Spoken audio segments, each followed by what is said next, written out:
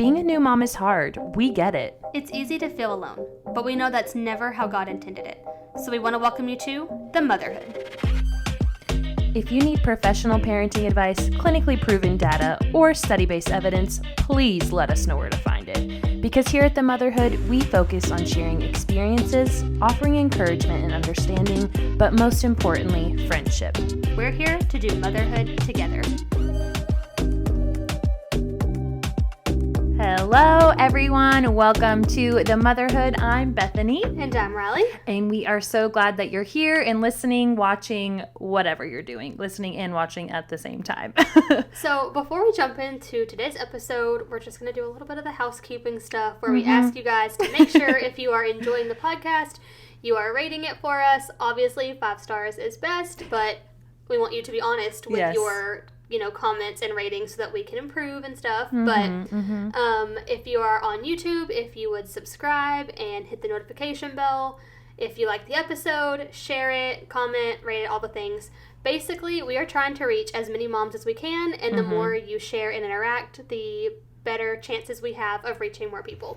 Yes. And I'll shamelessly also plug our Instagram if you don't follow us at the motherhood_moms, because we're always doing polls or asking questions and love when you all participate with us, because this is a community. This is what we want it to be ultimately, is not just a one-way street where you listen to us, but we want to hear from you all too. And one of the things that we always ask is what you all want to hear about, what you guys want to talk about. And we did that not too long ago and actually had a listener submit something she wanted us to talk about, which is what we're talking about today. And it's a phenomenal topic that I can't believe we haven't already thought to do. Well, I know it was like on our list of things to talk about, but then definitely when we had a listener say, hey, I want to hear more about this or whatever. We were like, okay, yes. Yeah, let's move that up on the list. So again, go over and follow us if you don't already, because who knows, we could be talking about your submission next. But like Riley said, I think even this episode will be a really great one to share with other moms, because I know for a fact there's something in this for all moms, and I think something we can all relate to. And ultimately, at the end of this episode, we just want to talk about how we can support each other best in our roles as mothers. So we had the listener specifically ask that we talk about supporting moms, specifically working moms for her, like working at a full-time job. And we were like, yes, let's just talk about it all, whether you're part-time, full-time, stay-at-home mom, work-from-home mom, whatever it is. That's kind of what we're talking about today. And again, talking about also how we can support moms better in their different types of roles. Yes, because I think one thing that we can all agree on is it doesn't matter which of those roles you fall into. At the end of the day, it's work, it's hard, no matter where you are or what you're doing.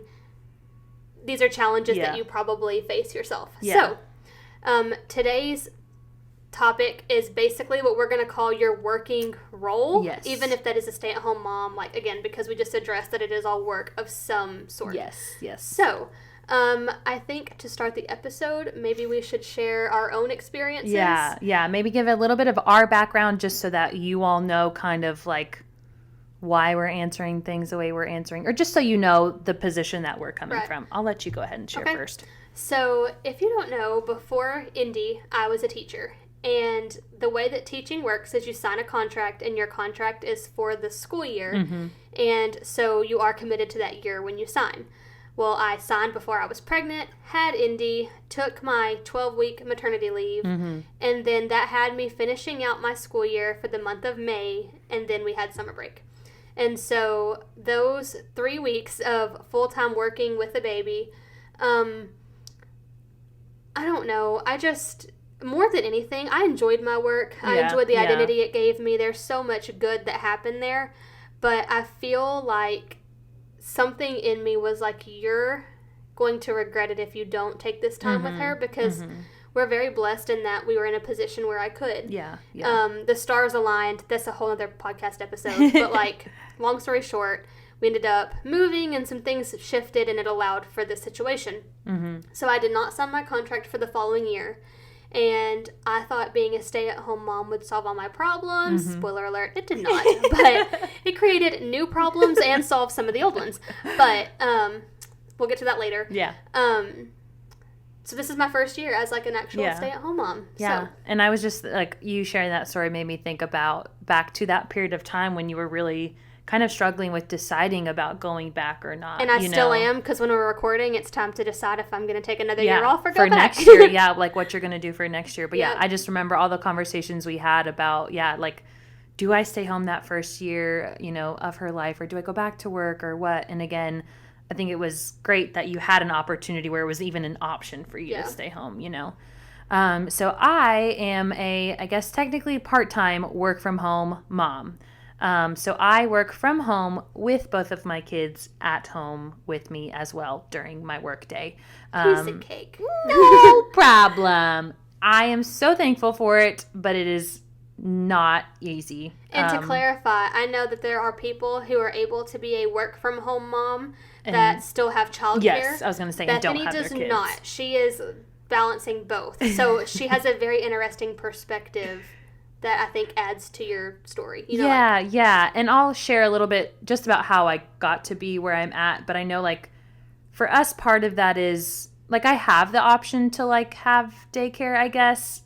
I do and I don't. Like, for us, it's just a financial thing. Like, and finding the right daycare and being able to afford that. And then I've already cut back on my hours, everything. I know these are all things that other moms, like, struggle with and, have to make decisions around. But again, thankfully, I'm in a position where my company allows me to keep them at home with me. And part of that is just because the job I have, I don't have to be, like, on the phones all the time. A lot of what I do is just on my computer, email, reports, or things like that. So the type of job that I have allows me to have them there. Again, no, it's not easy. There's definitely crazy days, lots of screen time most days, and snacks just to get by the work day. But basically, a lot of my situation now, in part, is due to COVID.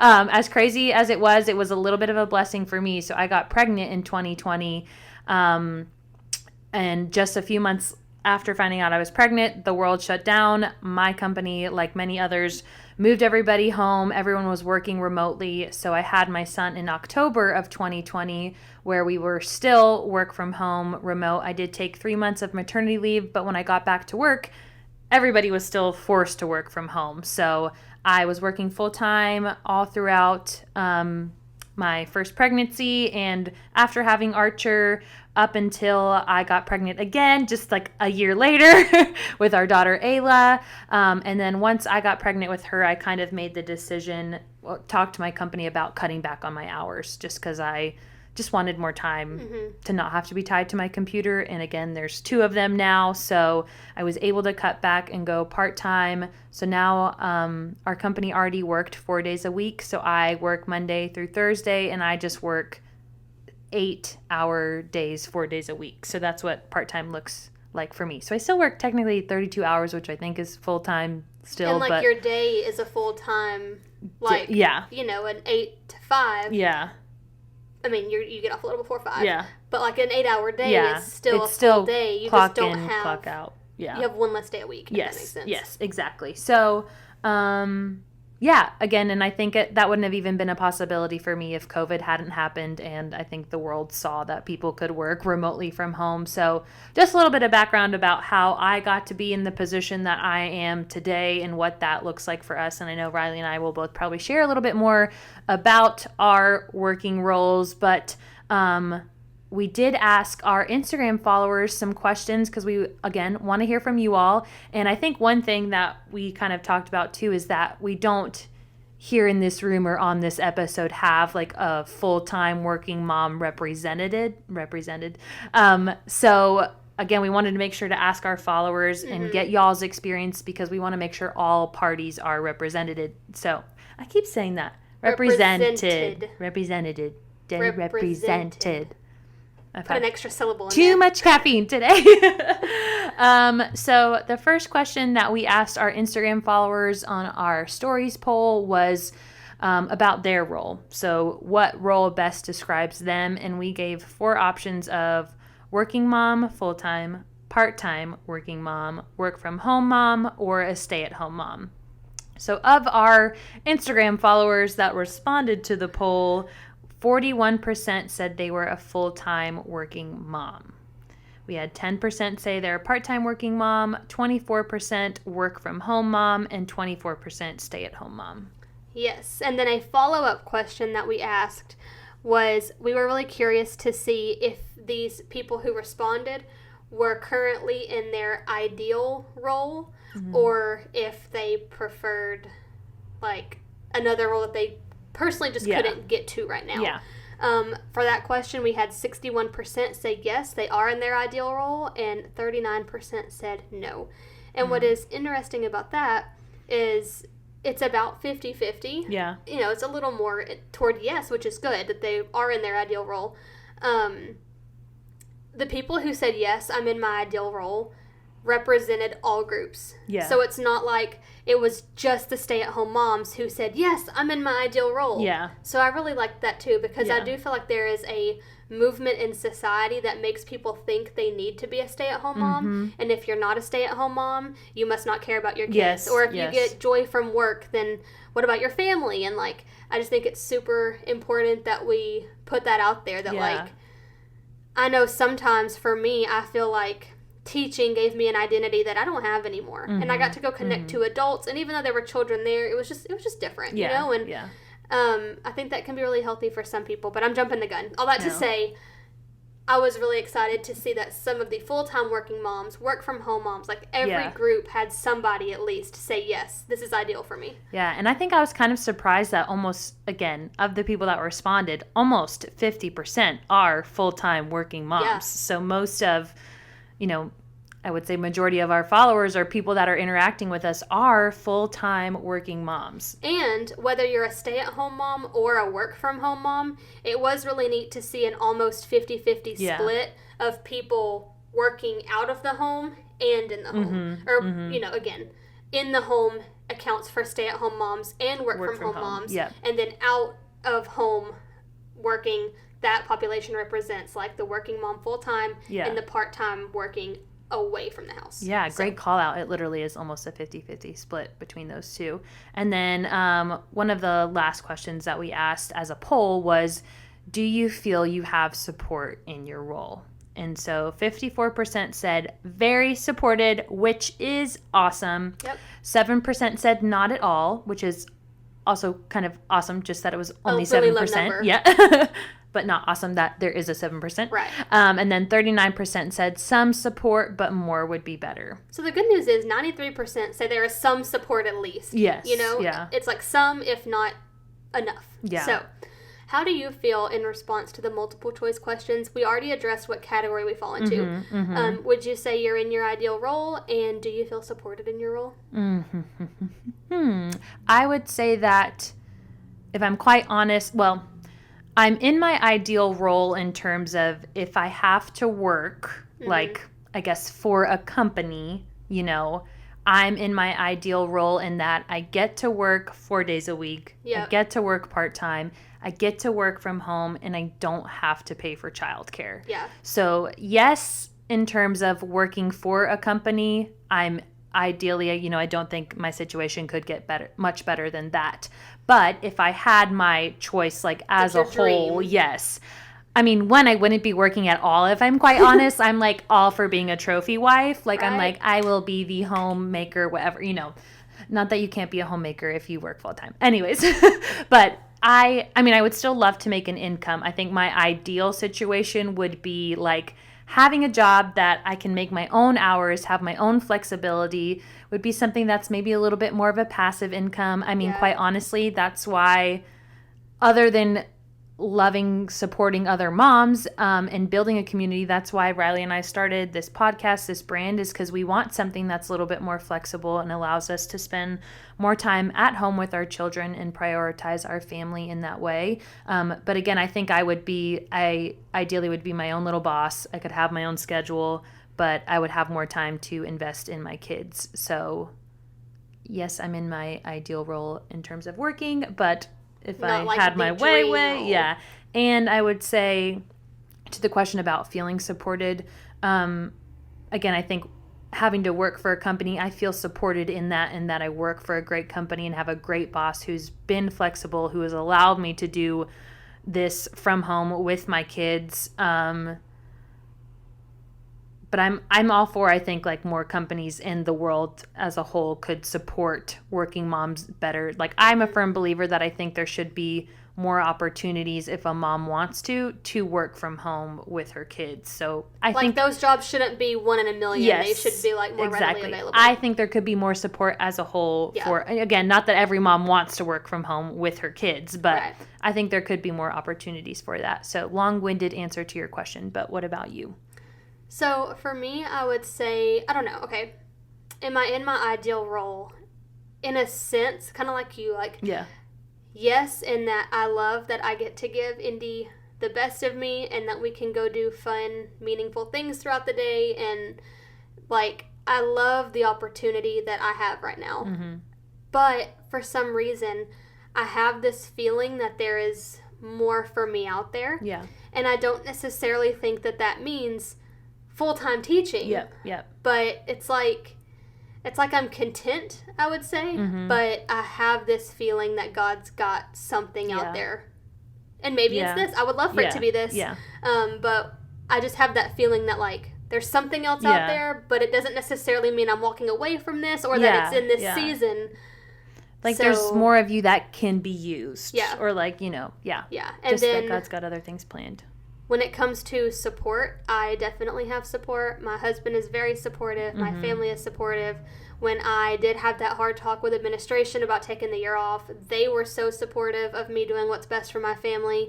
They told me that they would love to have me back one day if I did come back to teaching after. And so I feel very supported in that the people around me were very encouraging, but it's also very hard because I feel like everyone around me is like, whatever you want to do, we support it. And I'm like, well, that doesn't help because I don't tell me like what decisions. to do. What do you think about, like, just in general, like, from the world or, like, from society, just being, like, a general stay-at-home mom? Do you think you feel, like, supported in the culture? Okay, so hear me out. Not as a whole. Like I said earlier, I was under the impression that being a stay-at-home mom would fix everything. And it's not until I became one that I realized how hard it could be. And, like, before, I'm going to sound really ugly, and I'm so sorry to everybody. Please know my opinions have changed. I was like, you're staying home. What do you mean you can't get a workout in? What do you mean you didn't have time for the laundry? Boy, did God look at me and laugh, because he was like, you just wait. Yeah. But I do think that with social media, I feel like there's been a movement for stay-at-home moms, and more like almost like a community for stay-at-home moms where you can relate and see other women and, just like relate to other people and connect. And I think that lately the support for stay-at-home moms has really improved. Yeah. And I mean, I would think that you're not the only person, though, who kind of, like, had that thought. I think, like, even, again, like, society thinks, like, oh, being a stay-at-home mom is easy. Like, you're literally at home all day. You're, like, not working, quotation marks. Like, you're just taking care of kids. Like, you don't even have to change your clothes if you don't want to, you know. But, I mean, you're constantly getting distracted. You're on someone else's schedule. It's a lot of mental battles. Yes. And then you also think a lot about, like, one of my biggest things is, like, Indy is so attached to me right now. And I'm like, is that because she's 14 months old? And, like, that's a normal thing is for them to, you know, attach to their parent around that time? Or is it because she spends too much time with me and I'm not socializing her enough? Like, so much goes into it. And, again, I don't want to talk too much here, but, like, you have your challenges no matter what role you find yourself in. Yeah, which I think kind of leads us into the next question. So then we did some, like, text box questions on our Instagram story. So the first one we asked are, what are things you wish people knew about your work/mom role? And this is also where I want to kind of, like, preface this by saying some moms did mention in their response what category they fall under. Yeah. And some don't. Didn't. So we don't exactly know. Yeah, we're not breaking this up per category. These are just how we got the results randomly. The first response says, it's lonely as a stay-at-home mom, but I'm never alone. Which I personally get because, like, you're in the best company ever. I know you've even, like, literally almost said word for word that before, too. Yeah. And then you feel guilty for saying you feel alone because it's like, is your baby not enough? But the freedom and flexibility work from home provides me. Yes. So you can speak into that one a little more if you agree. Or Working is a break for me, but I also miss my babies like crazy when we aren't together. And I felt that one from my working experience with Indy. Yeah, I mean, I think that is like just a clear picture of like being a working mom is like, yeah, you do get a break from your kids in a sense, but like you still miss them so much when you're away. But like even when you're maybe getting a break from your kids, you're not getting a break from like work, like you still have a job to do. You're getting me time. Yes, because let's be clear, your self-care, your me time, that is entirely different than work. Yeah. And I know just quickly, like at my job, we still have to go into the office as a staff twice a month. So twice a month I have a day where I'm like in an office like a regular person and like my mother-in-law watches the kids and stuff. And those are like, I do look forward to those days because I'm like, I get to like dress up and like be a normal person and not have to like worry about my children. They are a nice break, but I'm still like scrolling and looking at their pictures while I'm there. So. And the next mom says, you can have both. I worked outside the home for years. And I love working from home now with her babies. Yeah. It just kind of goes to show you, like, it's not like if you're not in your ideal role right now that it can never happen or that things can't change. I mean, who knows? We could have another COVID wave. Yeah. No, hopefully it's not that. But. And the whole world could change all over again. Our next response was a suggestion. She said, take a PTO day and sleep in, order Uber Eats, and get a massage. And I do think this mom means, like, still take your child to whatever childcare you have and take that day for you. Yes. Which flows into that mental health aspect that we just touched on. I don't know why, like, I mean, I know for me personally, I have my kids at home with me, so I would, like, have to find a sitter. But I'm like, why have I not thought about that sooner? Yeah. Like, taking a personal day just for myself and without the kids. Because, like, even if you're sick, like... It's like teaching and planning for a sub, though. It takes a lot of work to orchestrate that, but then it's worth it. Probably worth it. Probably worth it. Next response said, it's the hardest job I've ever had, but also the most rewarding. Highs are worth the lows. That's a sweet line. Yeah. I think moms in any position probably could agree with that. Yeah. It's hard if you're at home. It's hard if you're going into an office full time. This person said, I don't view my work as work. I love what I do and believe this to be my mission field / passion. I love this response so very much because, again, I think even in this episode so far, we've been so guilty as like calling it work and like putting it in this box of like a company or an office or as like if it's not desired. Yeah, like pushing paper. Yeah, but like it could be your passion. It could be, you're going and doing something that you love that you're passionate about and it doesn't feel like work to you. And I think that people, number one, you can have more than one passion. Yeah. You can be a passionate mom and have a passion for a career or a hobby or anything. Yeah. But more than that, I also think that, again, society and the pressure that they give, it's like you aren't a passionate mom if you don't want to be a stay-at-home mom or if you have a passion that you're even more passionate about the motherhood. Like, you're allowed to have any passion you want. And, like, let's just make that very clear because that gets me angry. Becoming a mom doesn't mean that being a mom is all you have to focus on. Our final response is, there are employers out there that will not only respect but encourage you as a mother. This person actually went on and messaged us because there was so much more that she wanted to share than fit in the little box. Yeah. And I'm so glad that she did. I think we're just going to read it word for word, right? Yeah. So do you want to take that away? Sure. And I think, again, this is important for a lot of people to hear because I think it can be discouraging when you're like, okay, but how is that even possible? And again, not that it is possible for everybody, but to hear that there are situations and there are bosses out there who do the kind of stuff that this person does. So like Riley said, I'm just going to read it word from word. She said, my boss is truly a perfect example. He's 40-ish and has 3 kids and hired me at 3 months postpartum. So this is also a male, which is really cool. Even better.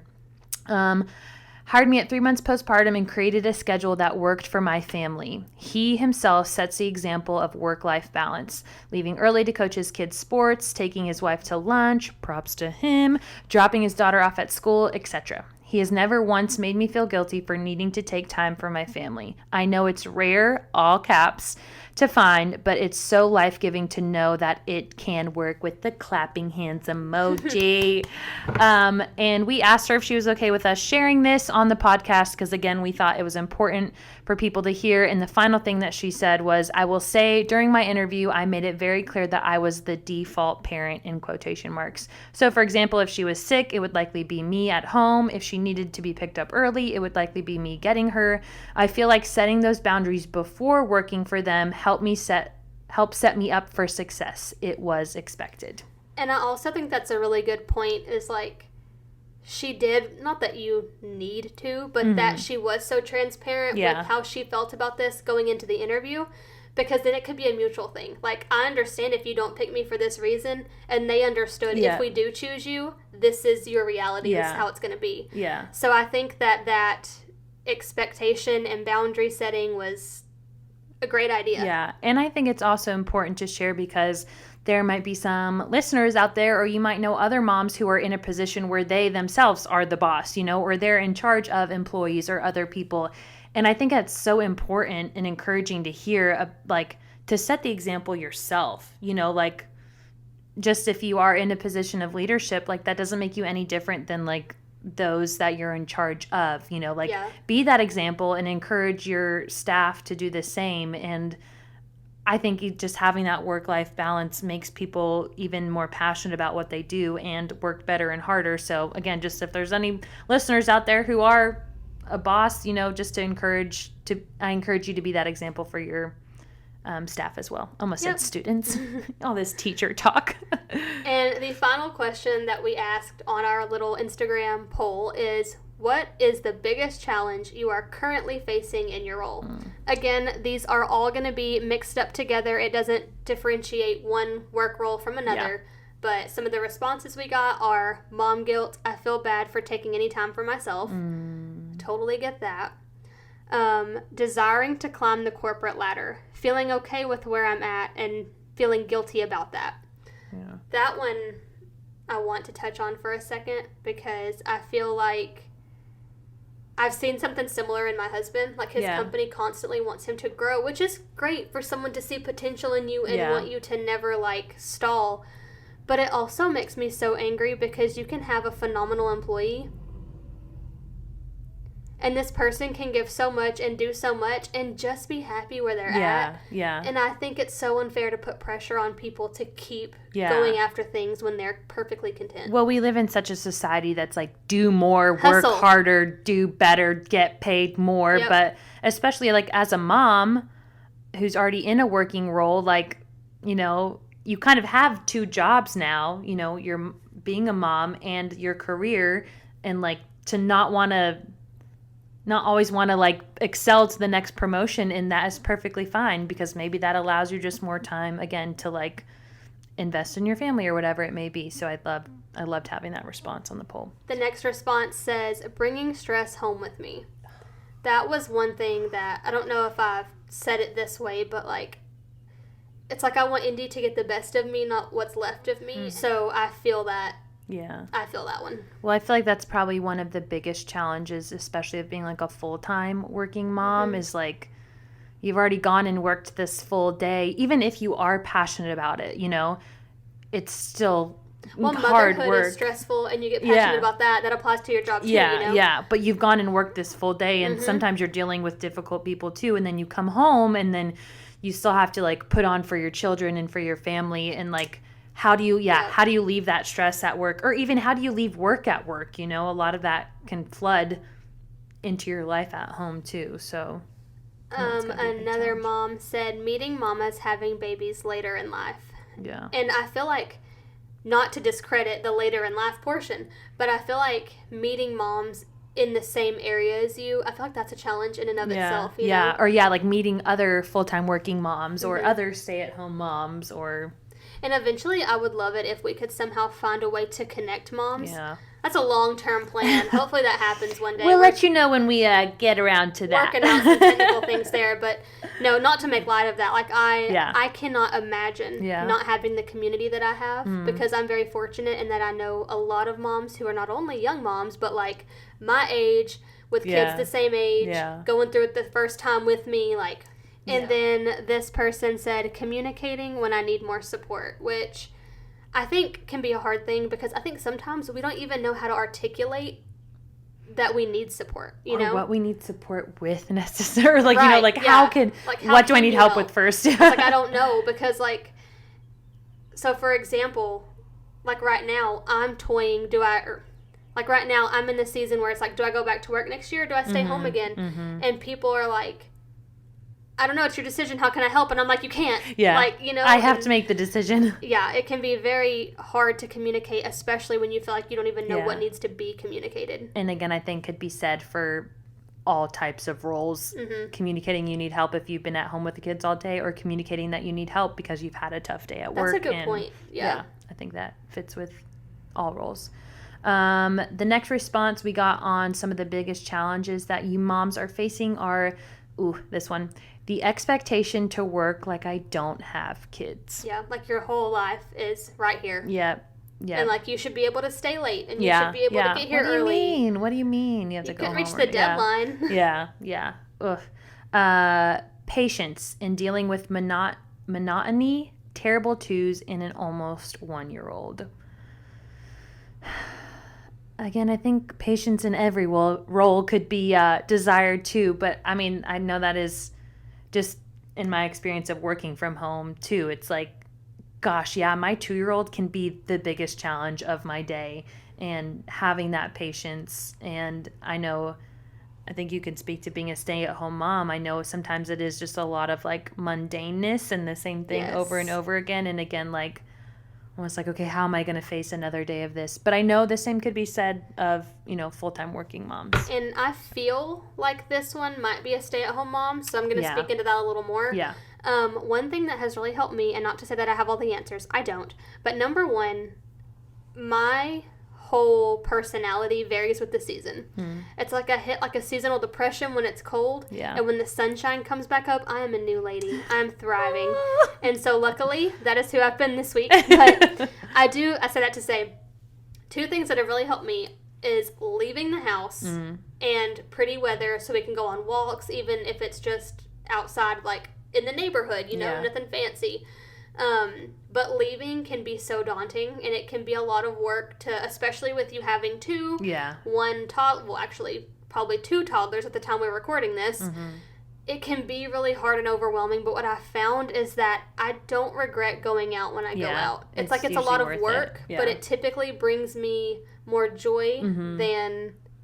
Well, I don't typically have regret. So, easier said than done. I know you're bound to schedules and naps and feedings and all that, but in my experience, it has been so rewarding to just get out of there. Yeah. Well, getting outside of like, I experienced that a little bit in the sense of like, I'm at home all day, but like on the weekends, I'm like, okay, let's get out of the house. Even for myself to like, I feel like nowadays I dress up and put makeup on for the strangest of things, but it's like, I need to like shower and like put makeup on and like feel like a regular woman for a little bit. Like I'll put makeup on to go to the grocery store sometimes. Not really, but like, just being able to get outside of those 4 walls, I know can be refreshing. So some of the final responses we got was missing so much work because of daycare sickness. I know that's a big challenge, and you end up using your own sick days for like your kids and taking care of them, and you feel bad, but it's also like beyond your control. Like believe me, it's like when you tell your boss, like, I have no other option. Like, it's not like you're choosing. You're not having a personal day. You're not having that self-care day. You're taking care of a child and cleaning up puke. And whatever else it might be. And one of our final responses was that her biggest challenge is actually outside my role. Lack of support from other moms as a working mom. And I think I can say that this is the mom who requested the episode. Yep. So we really wanted to reach out to her and make sure that we expressed her side well and got her thoughts. And because neither one of us are a full-time working mom, we also thought what a great opportunity to get that representation. Yeah. And might I just say, this literally makes my heart sink because, it's not like she's saying she doesn't feel supported from like her boss or her company or like literally she doesn't feel support from other moms. It's like the mom shame. Like it's gotta stop. Who you would think would be the first to kind of like jump in and help or understand. So this just breaks my heart, but definitely why we wanted to talk about it. And I'll let you read. Like Riley said, we reached out to her, wanted to get a little bit more behind her heart and some suggestions from her. So I'll let you read her responses. So she says, I just feel like us working moms have such a small community that I oftentimes feel alone or not normal, that I'm not a stay-at-home mom, or that I'm wrong for working when I should be home with my baby. I've been looking for a community that can relate to me and help and encourage and support me. I'm happy to talk more. And so, of course, we kept the conversation going. We're like, because, right. So we chatted, and she continued to say, thank you for reaching out. For starters, I think in general, offering mom/support communities after work hours would be a great start. And that one just immediately got me because as a stay-at-home mom, I find myself looking for like when I look for a Bible study, I'm like, oh, this group meets during the week. That's great. I can make that one. Yeah. But you don't think about that. And she's so right. Like you think about the library read, like, what is it called? Like the read aloud to the library and like all these different activities towards children and mommy and me things. And they're during the workday. Yeah. Or even if they're not, like, let's have some childcare so that, you know, like, so that you don't have to, like, coordinate that. Like, if you're meeting after hours, like. So many mom groups at my church are offered during the day. It's like us working moms need a community too, but we hardly get the opportunity to join a small group or a play group because most are offered during the day. I got invited to a mom's night in the other weekend, and it felt so nice to feel included. Another support or encouragement is to normalize that it's okay to be a working mom. Amen. I think culture/church culture make it that being a stay-at-home mom is the best thing for you and your child, and unintentionally put shame and guilt on working moms. I love that she puts unintentionally, because I don't think any mom means to bash another mom, but I 100% see what she's saying. And agree, At the end of the day, I find peace in knowing that this is my calling and this is where the Lord needs me. But that's not always easy when you have FOMO and pressure to be a stay-at-home mom. I feel this, and I know you and I have talked about, like, you kind of, I think, touched on this a little bit earlier, but I do feel like, again, it might just be my TikTok algorithm or whatever, my Instagram algorithm, but I do feel like there's, like, even now this, like, trending stay-at-home mom TikTok thing, you know, where it's like the mom's disheveled, her hair is crazy, she's exhausted, she's reenacting her toddler being crazy and her just trying to like survive through the day. Like there's this whole culture now, I think, where it's like, okay, we can relate, we can laugh, it's funny, but and there's nothing wrong with that. But it's also not fair. Where is the community of working full-time moms who can like relate on their hardships and stuff like that too? Like it's almost they don't like got time to make TikToks. That's right. That's why there is none. And that's how the stay-at-home moms are surviving. It's like, okay, I gotta get this out so their moms can relate. I'm gonna make a TikTok and laugh about it. But I mean, it's true. I just feel like even in society or like on Instagram, there's this whole community of like stay-at-home moms where we can laugh about stuff together. But it's like, there is no community for like the working full-time mom.